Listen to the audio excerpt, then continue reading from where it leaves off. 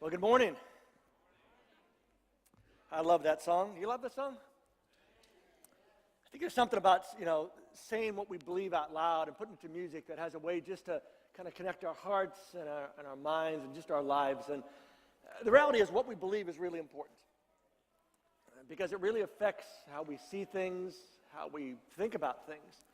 And this month we've been looking at some highlights, just a quick look at some of the unique beliefs that we as Adventists have that we believe are based on the Bible. And we're not covering them all, obviously, in 4 weeks, but today we're going to talk about one that is near and dear to us, and it's an important belief, and here it is.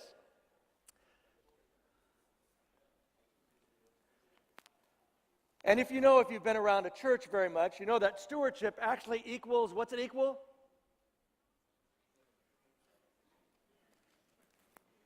Right? When we talk about stewardship, we're going to talk about what, Pastor Dave? Money, right? Because that's what it's about. So here's what I want you to do this morning. I want you to find where your purse is at or your wallet's at. Take a moment, seriously. Find where it's at. You know where it's at. Make sure you can feel it there. Make sure you still have it, okay? Because I want you to know about it. Because I want you to just take your hands off and relax. Because stewardship, it's not about money. In fact, it's about something much more broad than that. In fact, I'll give you another definition a little bit later. It's not on your outline today, but if you like, one of those people who likes to take a picture, have your camera out ready because it's a good one, all right? I know because I wrote it, so it's really good. It's really good. But so let's talk about stewardship. And in reality, let's kind of take a step back and sort of get all on the same page. Remember when we started off here at the start of January, we talked about resolutions. And what's the number one resolution?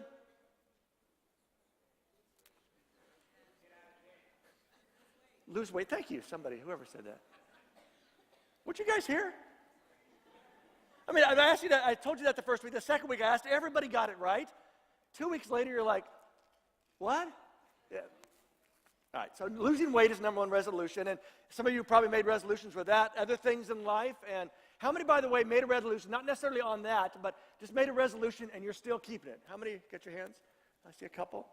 The good news is, if you've made it this far, the likelihood of it working, you're past it now. You're probably gonna work out. You got to get past 20 days, and so we're past 20 days. That is, if you start at January 1st. If you start at January 27th,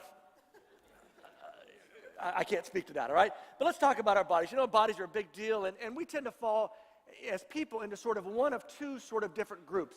We kind of lean one way or the other. So we either lean to being carers of our bodies, or we lean to be neglectors of our body, right? And I want you to just think about that. All of us sort of lean one way or the other.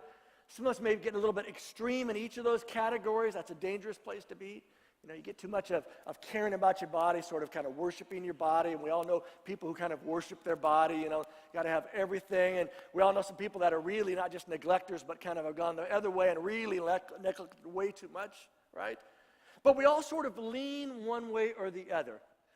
And most of us think in our leaning, we're pretty balanced in that.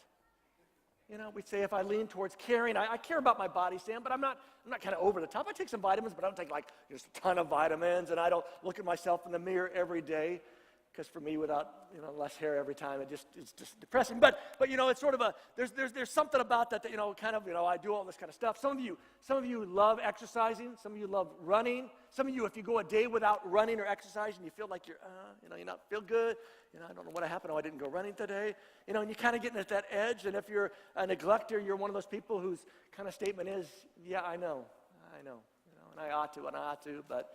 And maybe you've heard from, your spouse about this. Maybe you've heard from your doctor about this, that you need to take better care of your body. Maybe your kids make fun of you because you run out of breath, walking in from the car at night, But we all sort of tend to lean one way or the other when we think about our bodies. And again, if we go too far, you can kind of become a worshiper. That's not a good place to be. Or if you go the other way, kind of become kind of a slob, and that's not a place to be. But we all kind of care about different things. And some of us in the body, it's not just kind of physically how we look, exercise. Some of us is about how we dress and how we do our hair. Some of you spend an incredible amount of money on hair. Guys, if you want to get depressed, your wife comes home next time from the salon, the hair salon, whatever she goes, look at the bill. You want to get depressed. You think you just made a down payment on a car. You're like, what? But it's a lot of expense, a lot of big things. And here's the crazy thing about this. We all sort of lean one way or the other, right? You either kind of lean into kind of being on the carer side or you lean into the neglector side. And here's the truth, no matter which side you find yourself on, that you know people who are way worse than you are, right? And if you're a neglector, it brings you some comfort, right? But also, not only know that you know people that are way worse than you, you also know people who are better than you, right? You're trying hard, but they seem like they've really got it working, and you see her, and she's really thin, and she seems like way ahead of you, and you don't like her because anybody that thin must have some kind of mental problem, you just kind of, But you know people who are better than you, and here's the other part of the truth of that, right? It just kind of irritates you, As much as you're trying hard, they're just kind of a little bit farther. It's like, really? They're going to talk about all that stuff. And the crazy thing about this whole body stuff is that how God views us over and over in the Bible. We'll look at a couple passages today, but there's lots of them that talk about this. Paul will talk about it in one place. It's there on your outline. I didn't put it up here. Where a couple times he says, don't you know, and the question is not an educational question, it's a, really, haven't you figured this out kind of question. But he says, don't you know that your body is a temple of the Holy Spirit? One place he'll say, so you ought to really think about what you're doing with that temple, because some people were using it for some kind of weird stuff. And the other part was to say, you're a temple that God literally resides within your life if you're a follower of his, and you're bought with a price. There's a value that God has placed on your body. That's why this whole body thing is such an important piece. But there is a statement we all kind of go through when we think about choices in life, things that affect our bodies. I'm not just talking about exercise. I'm not just talking about foods we eat, because there's a whole lot of, you shouldn't eat this, you should eat this. But just in general, how we treat our bodies. And we have this statement, I know, but. See if any of these resonate with you. I know it's bad for me, but. I know it's not smart, but. I know it's not healthy, but. I know it's not good for me, but.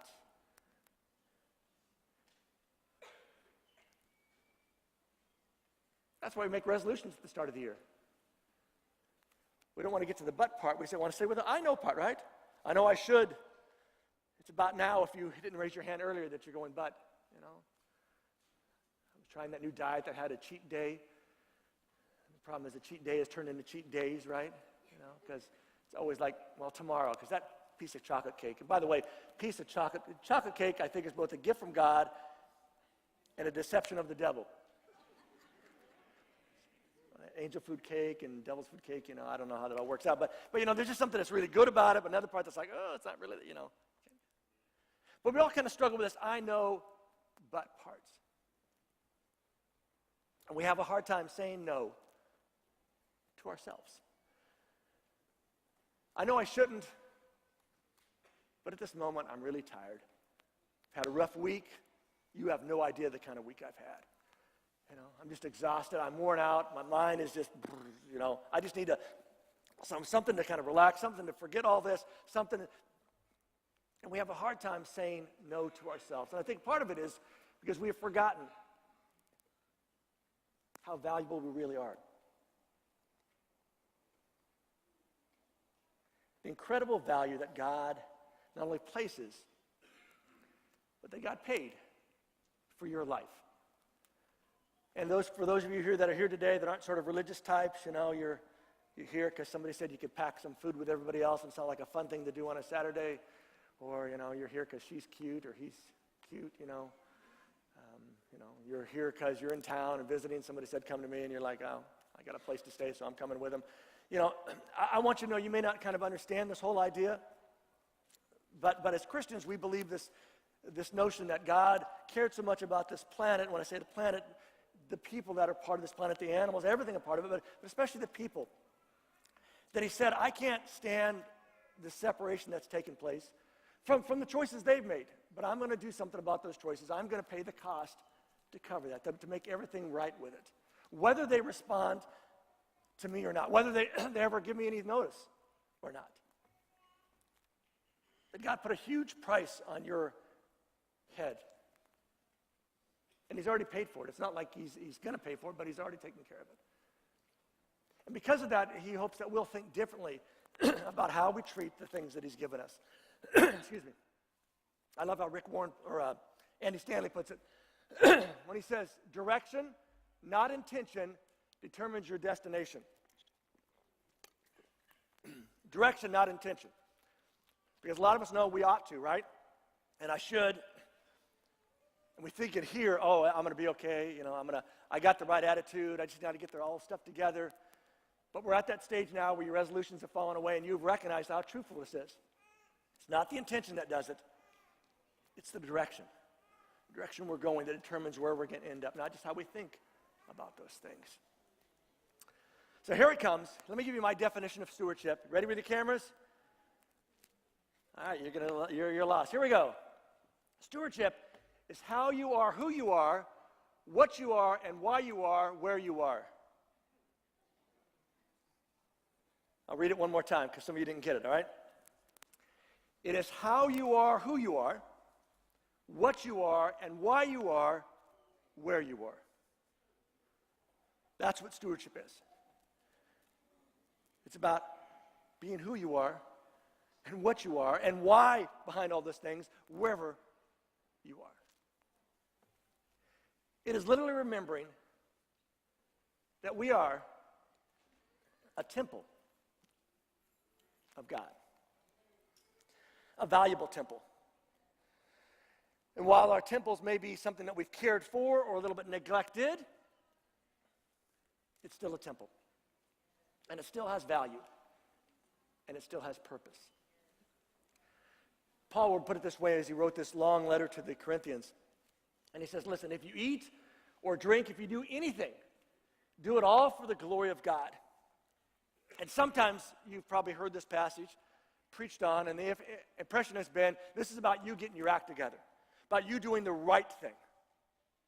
Always doing the right thing. Do it all for God's glory. And I think there's that element there, but I think there's a part we miss when we think it's just about doing it for God's glory, because this is about how God shapes and works in our life. Because if we eat or drink, if we do anything, we really ought to do it for God's glory, not our own. And then he adds something. The next sentence says something that so often we don't tag to this line, and it says this: never do anything that might hurt others, that might cause them to stumble. Kind of echoing Jesus' words when he said, when he was asked, what's the most important commandment? And Jesus' answer was, that's too hard of a question. Can't give you one, but I can give you two. To love God with your all. With your heart, and with your mind, and with your strength. The first part of what Paul writes. Whatever you do, give God glory. And to love your neighbor, Jesus says, is just as important. To love them like you love yourself. To not do anything that would hurt them. So I want you to write this down, then we're going to pray together. This isn't about treating my body better. It's about treating God better. All right? It's not just about me taking care of my body, me eating the right stuff, me not eating staying away from the bad stuff, me exercising so much a day, me doing all this kind of stuff to get to where I want to be. This is not about me treating my body better. This is really about treating God better. However that looks in our lives. So with that said, before we look at a passage that from the life of Jesus, I want to invite you to bow your heads and let's pray one more time together, all right?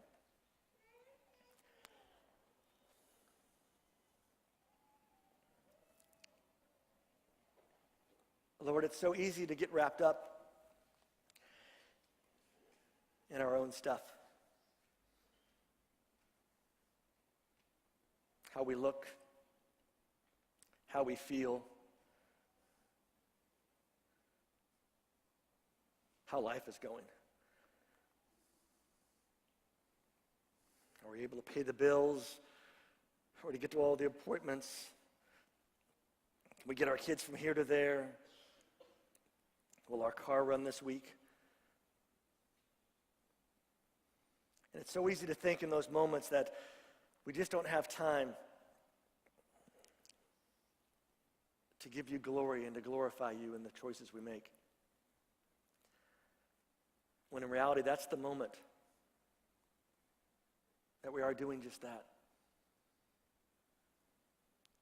Simply as we think about how we live our lives out, how in everything we can do that we can give you glory, and how in the process of doing that we're careful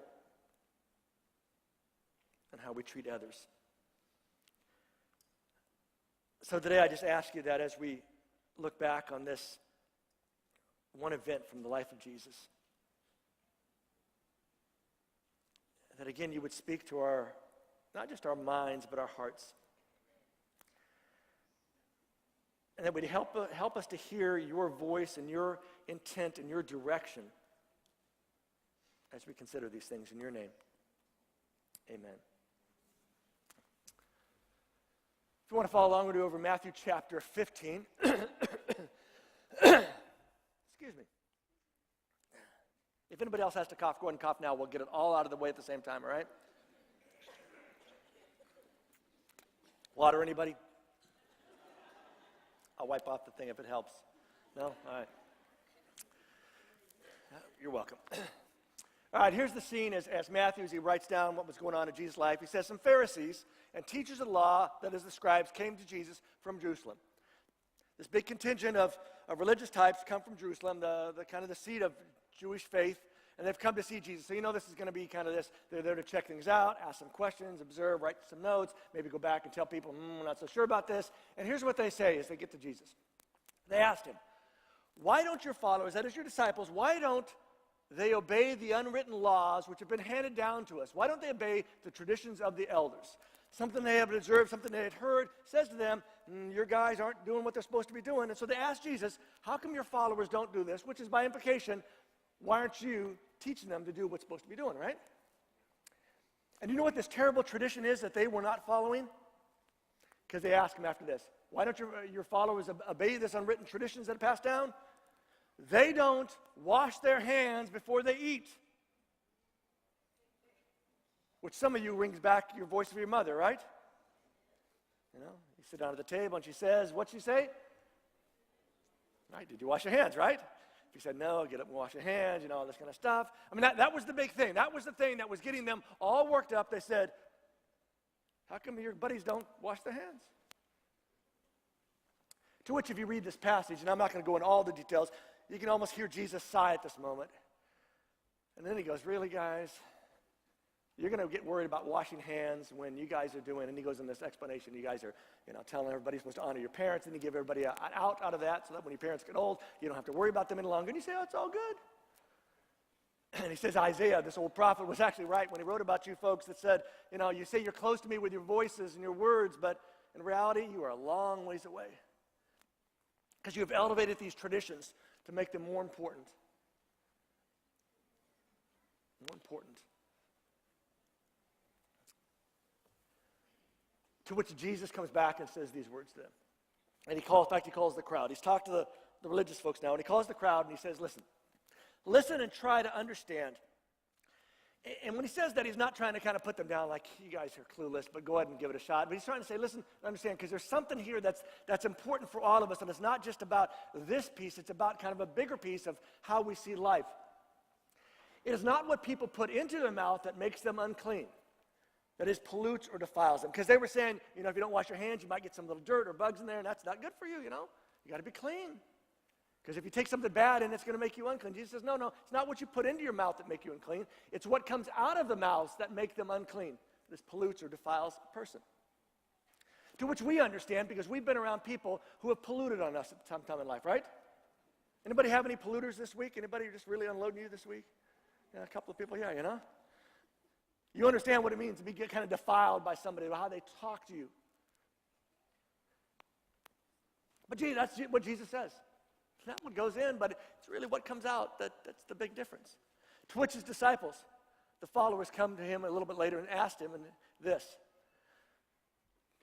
Do you know that the Pharisees are angry, that is offended because of what you said? I'm guessing Peter is probably the guy that steps up to the front of this. Hey, Jesus, hey, by the way, you ticked them off. That's bad because, they're religious types. They're important people. And what you just said really offended them because you kind of said it wasn't so important to wash hands. To which Jesus again, sighs. If you read it, you'll see it there. You ought to read it. That's why you ought to read your Bible. You can literally hear the sigh as he goes through this.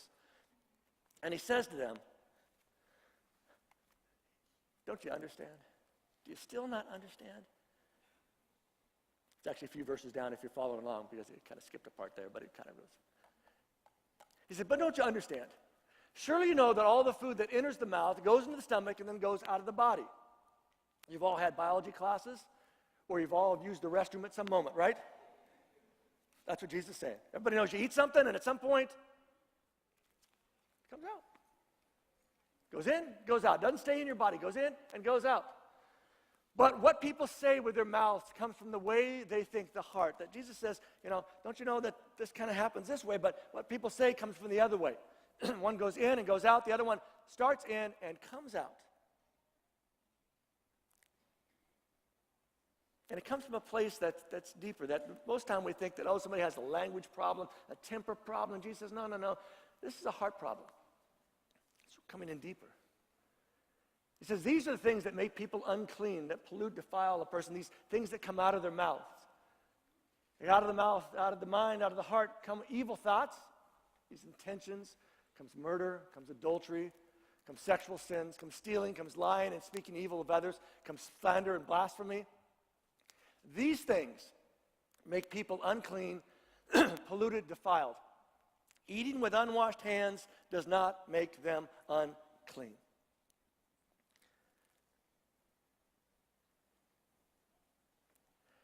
Which, if you're reading the story, you know that now nobody says anything more and they just go off to another story. That's the end of the story. Because what do you say when Jesus says that? What do you say when Jesus says, all this ceremonial, this ritual stuff that we have found value as a people for so many years? That's not as important as what's going on in here. And what comes out as you talk to people, as you say things to people. Pastor Chris Oberg saw this quote this week on Joanne's Facebook it was. There are some things more important than being right. Right? That's kind of what Jesus is talking about. There's being right, and then there's really being right.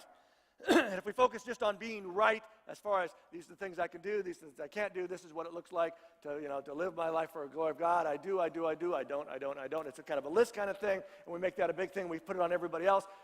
That's not the rightness. Jesus is saying, no, the rightness is how we treat people. And by the way, the good news for all of us is we're all people. So this isn't just about how we treat others, this is also about how we treat ourselves. See, my doing matters more than I think. I want you to go back to childhood with me, all right? I'm going to take a little breath because for some of you that's a long distance back, all right? Go back to childhood. Remember when you're sitting around the family table, having dinner one night, and you accidentally knock over your drink. You got that picture in your mind of when you did that? What are the words that came to you at that moment? How many of you would say they were words of, oh, that's too bad, let me clean that up?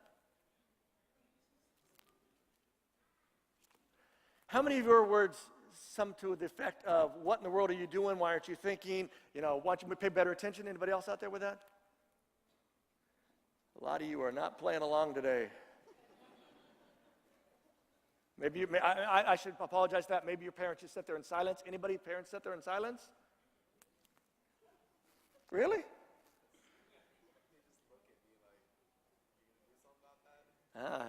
He got the look, by the way. That's what he's saying, Which can be as powerful as words, right?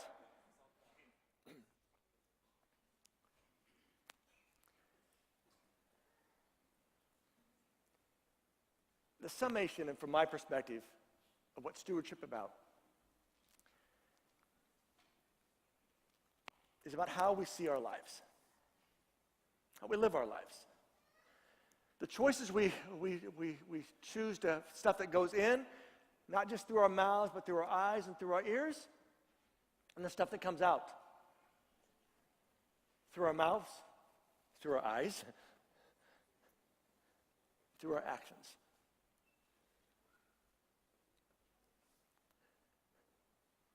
It's really about me living out what God is doing in me. And here's the thing that all of you need to understand.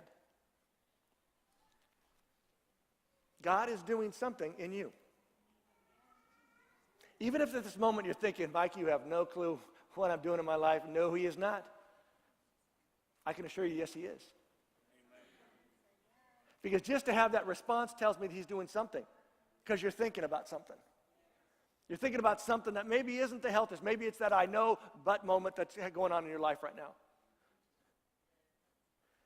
And sometimes in those I know but moments, we need to be kind of reminded that, you know what? God is working in us.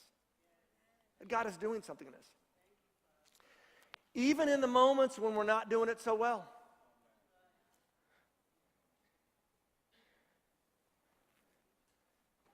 Most of you know that I go to the gym regularly. I lean towards the carer side of the body parts in some things.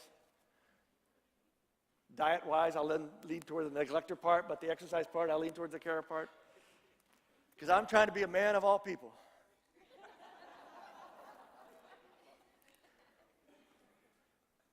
But one of the amazing things at a gym, and I go to not a hardcore gym, I go to a everybody come as you are kind of gym. They even have a little tagline that's that way, called the No Judgment Place. Which is funny, if you walk in, there's a little picture up on the wall of them making fun of a certain kind of carer, worshiper of bodies, but that's kind of another thing. That's kind of weird to say, no judgment place, but by the way, these kind of people, we kind of put judgment on. But that said, you get all these kind of people. One of the cool things is to watch people over the course of weeks and months as they slog away on the treadmill. Right, some of you have treadmills, those expensive clothes hangers that are in your bedroom taking up space, you know. But you know, they're slugging away, and you see some people who are working hard, and you know, over time they see a little bit of progress. And one of the crazy things about, you know, trying to care for your body is nothing happens quickly. Unless you get plastic surgery. Which, by the way, anybody who's got plastic surgery want to share with us? You kind of think, oh, is he pointing at me? That's not good. No, But you know, it takes time. And you have gotten to the place you are as either as a carer or as a neglector over a long course of time. And the only way to change the course of things is to recognize it's going to take me time. But it's about taking those steps and moving. And there's just something cool to watch these people who are slowly making those steps. And in your life, not just in the physical, but in your life, in your whole life, God is working. It's just about taking those steps. And it's not just about getting someplace. It's more about the journey and the process of us getting someplace. Because I think one of the mistakes we've made as Christians is, at least especially as Adventist Christians, sometimes to say it's about getting to this place. Some of us talk about, getting to a place of perfection, which we all have our definition of what perfection looks like, right? That's why we're married to different people, right?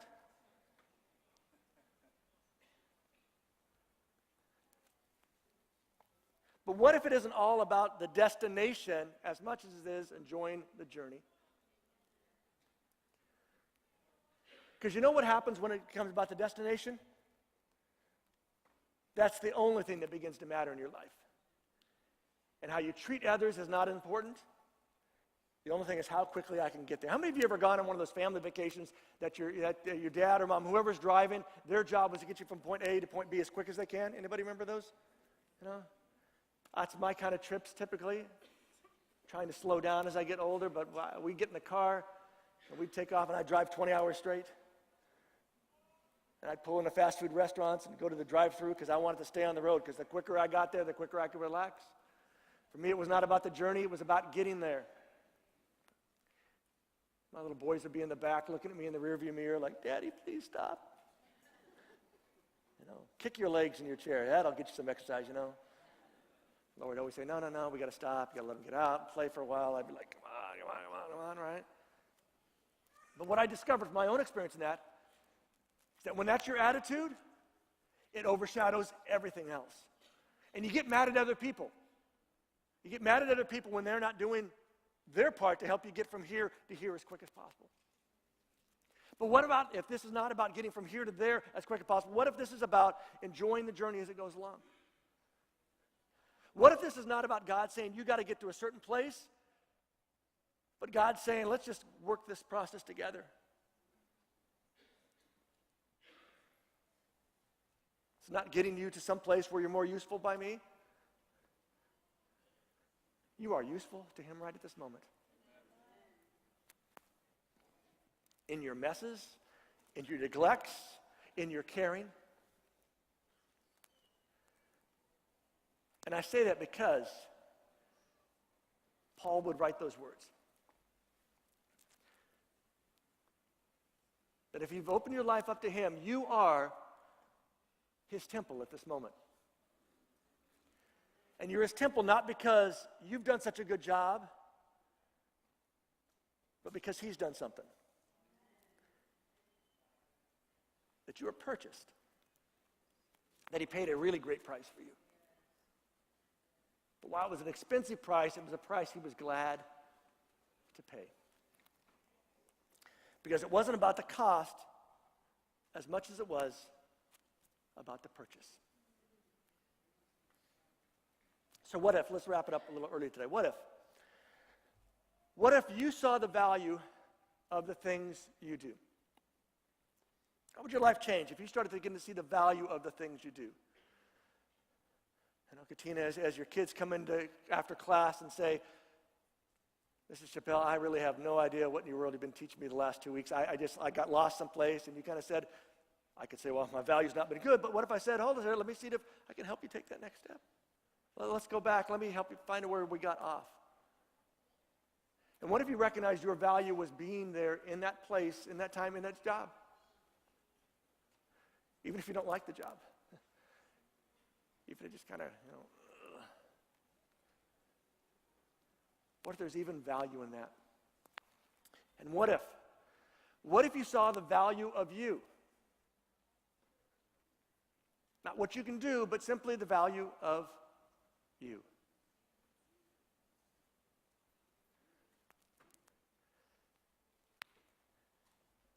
Because one of the things I think is sort of a hard to understand concept, but it's still a true concept, is that not only does God love you, but that God even likes you. Which I think is a greater gift from him. Because you love some people in your family that you do not like. Right? But you love them because they're...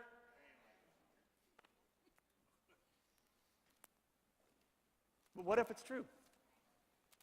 What if God not only loves you because you're family, but he loves you and he likes you because you're you.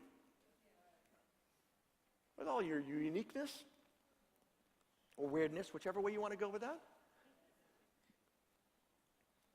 And what if how you are, who you are, and what you are, and why you are, where you are, is what's important?